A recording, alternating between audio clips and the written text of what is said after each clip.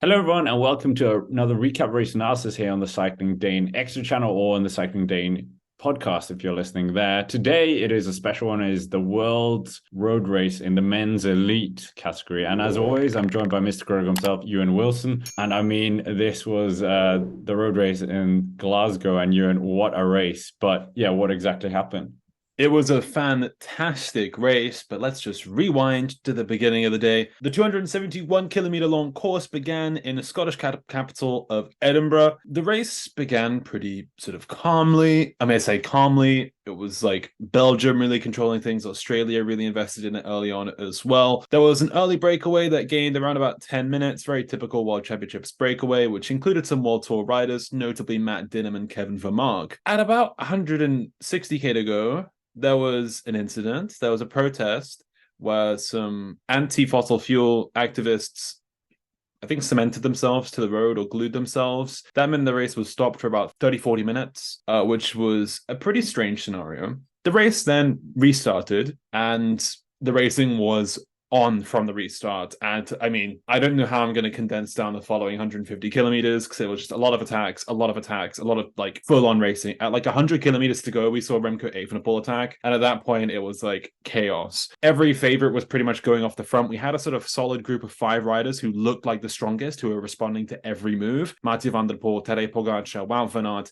Alberto Bettiol, and Mads Pedersen. They were probably by far the strongest riders on the day. Later into the race, that group did sort of distill down to itself with sort of the added dribs and drabs of the breakaway from Matt Dinham and Kevin Vermaak later on. Alberto Bettiol rolled the dice with a pretty convincing attack at one point, gaining about 30 seconds. He stayed up in front for about 2 laps of the course, but he was brought back in and the group behind were sort of fighting and fighting. At this point, we had about 2 laps to go with about 20 kilometers left. We're going through the Great George Street climb in the west end of Glasgow, and it was Mathieu van der Poel of the Netherlands who launched one of his biblical attacks to drop everybody else. And we all know what happens when Van der Poel attacks like this. Nobody can chase. And essentially, that 5-second gap he had turned into 30, 40 seconds very quickly. However, at about 16k to go, as he makes his way through the Merchant City towards the final climb of the lap, he comes down in a crash, sort of scrapes up the right side of his body and breaks his shoe buckles in the process. At which point we thought, oh my God, what's happening? It's fine. Mathieu van der Poel got back up and he still had about 30 seconds. And from that point onwards, he only extended his gap to around about 1.5 minutes. Nobody really coming close behind. The chase wasn't very convincing. They were attacking each other, but not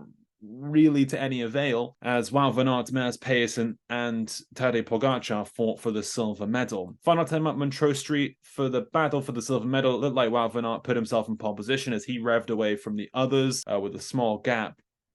But they were all chasing in the wake of Mathieu van der Poel, who took his first ever men's senior elite road world championship title 10 years after he took his first road world championship title in the junior category in Italy. Wout van Aert, as I mentioned, continued his stride for the silver medal, and then the bronze medal went to Tadej Pogacar, who managed to beat Mads Pedersen in a little dash to the line. We don't really know what happened with 5th place, but Stefan Kuhn came 5th. Great ride by him, and Alberto Bettiol came home in 10th, despite looking really strong and putting in that early dig on the day. So, all in all, Mathieu van der Poel, the Galactico he is, continues his barnstorming year. He adds the rainbow jersey to his rainbow jersey in cyclocross, as well as Paris-Roubaix, Milan-San Remo, and now this. I mean, it is fantastic. Come rain or shine, he owns the rainbow jersey. Yeah, first Dutch winner since Joop Zoetemelk almost 40 years ago, as we've heard so many times.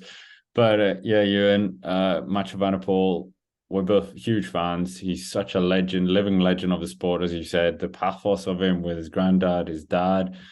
And yeah, this is just remarkable. He didn't have the strongest team. But where does this victory kind of rank for him, even within the season? I mean, Milan San Remo, Paris-Roubaix World Championships, they're all pretty big. Like, what a terrible dilemma to be in. Which one of my amazing victories is the best? I would say this one in terms of the prestige. Like, riders might only win this race once in their career, and also like with the story of him crashing as well, and then finding back from that, I think was quite impressive. And the fact that Belgium were just so impressed, like their start list was so strong and he managed to beat Belgium. I think that's probably a big morale boost. Roubaix, I mean, it's cloud a little bit because when he made his attack, wow, punctured. So like people will throw that one up in the air, but San Remo was also such a like a paint by numbers emphatic Van der Poel victory. It felt really like magical. But I think this one is definitely sort of the top of it because he might win San Remo again next year, for instance, or in like 2 years' time. Where this one is like he kind of needed this, and he's gonna wear the rainbow jersey for a year now because of it. Like you don't get a Paris-Roubaix jersey. They should do that though. Cobblestone jersey. Exactly, that'll be cool. But I mean, yeah, like you say, he's going to love the fact that his frenemy, whatever they are, we don't know if they're friends. I think they must be friends. They've seen each other so many times. But there was like a pull quote before that, like they said they're not friends. But read into that all you will. But yeah, what went wrong for Belgium? As you said, they had the strongest team, Remco Evenepoel and Wout van Aert, and then are they going to be satisfied with second? They're going to have to be. But I mean, they rode the race. They rode it well, I would say. I think Belgium did a good job. I don't think Evenepoel had the legs on the day. It's surprising given how good he's been looking recently at San Sebastian at the Belgian Championships, and just his one-day race record over the past like year has been exceptional. And today it just like came crumbling down. He was at the back of the group for most of like the first couple laps in Glasgow, and then he went for an attack with 100k to go. And then he tried to attack again, and he was like very insistent on attacking, and we didn't quite know where that was going. I think Sturven rode a good race, but they got caught out when that sort of the Bettiol move went off, and we had that group of like Galacticos go off the front. Then, I mean, Wout was isolated, so he didn't really have any teammates to lean on. So it's just really down to his own legs. And as I've said so many times, put Wout van Aert and Mathieu van der Poel in this kind of situation, Mathieu's going to win. It's another instance where Mathieu comes on top of Wout van Aert at another big level race. This has happened for the past like maybe 3 seasons, with the exception of Idri Harelbeke. This year, it really has been Mathieu van der Poel who rises to the occasion on these big level, sort of big dog races. So for Belgium, I don't really know what else they could have done. Yeah, they rode a good race. It's just down to those riders, especially in that situation where you only got Pogacar alone, Payson alone, Van der Poel alone, Bettiol alone, and Van Aert on his own. Does this kind of, well, we saw Remco Evenepoel win San Sebastian not that long ago. Does this kind of show that there wasn't that top tier riders like we had here? And okay, the race was completely crazy as well for the most part. Yeah, and I mean, people always say like Remco's a good rider, but we haven't seen him like beat Van der Poel, Van Aert, and Pogacar, and he didn't do that today, and he wasn't anywhere near that.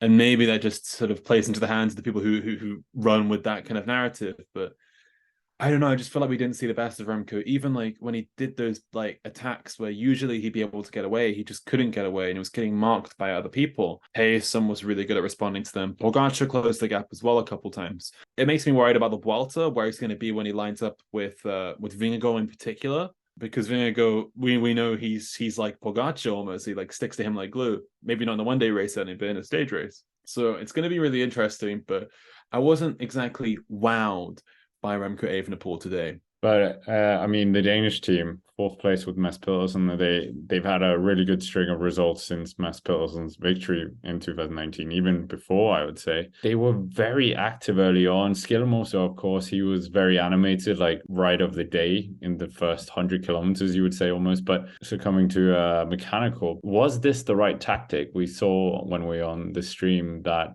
a lot of people were saying that this was to try and mess up the strategy of Belgium to just dominate everything, because Denmark arguably had the second strongest team. Yeah, I think they definitely did have the second strongest team, and Skjelmose rode a great race. Søren Kragh as well, proving that I think since he made that move to Alpecin-Deceuninck is becoming a really, really like vital teammate. Not quite the animator they used to be, but he's a really, really solid teammate at just shaking up a race.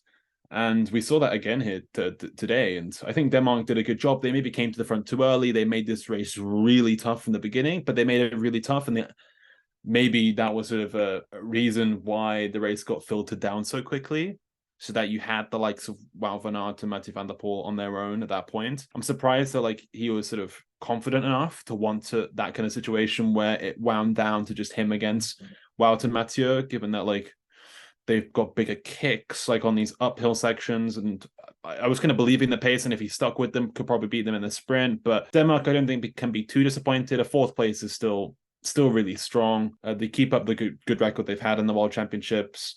Maybe in hindsight, was there too much climbing on this route for Payson? Maybe, but they can't be too like down about it.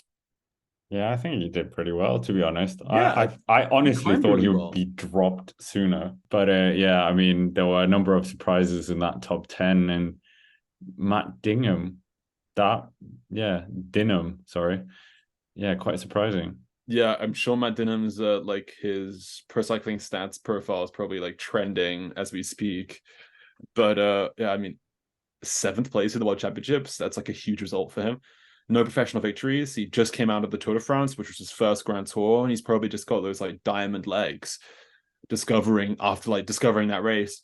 23 years of age as well. I'm excited to see what the future brings for him. He's only just made the move up to the World Tour level this year, so yeah, definitely like an announcement because he was in that early breakaway, and like we thought, it's nothing. Did nothing in the Tour de France, but in the end, it's like a mega ride. I don't quite know how much he like invested later on into like the chase and so forth, but still, I mean, a top 10 is fantastic. And also, just looking at the top 10, Stefan Kung finishing fifth, beating Sturven in a sprint. What happened there to make that result like take place? Another really good ride from him. Yeah, so it was sad to see Narvaez crash though, because we kind of both were taking that hype to get an Ecuadorian up there. But yeah, I mean, that is basically it for our World Championships recap race analysis here on the Cycling Dane Extra channel. Make sure to check out the Cycling Dane podcast, and of course, we've got plenty of stuff going on the Cycling Dane channel and the Echelon Cycling podcast as well. So check all that out as well. It'll be in the link down below. But with that, thank you very much for watching. Subscribe to the channel, hit the like button, and comment down below what you thought of Mathieu van der Poel's victory. And we will see you around.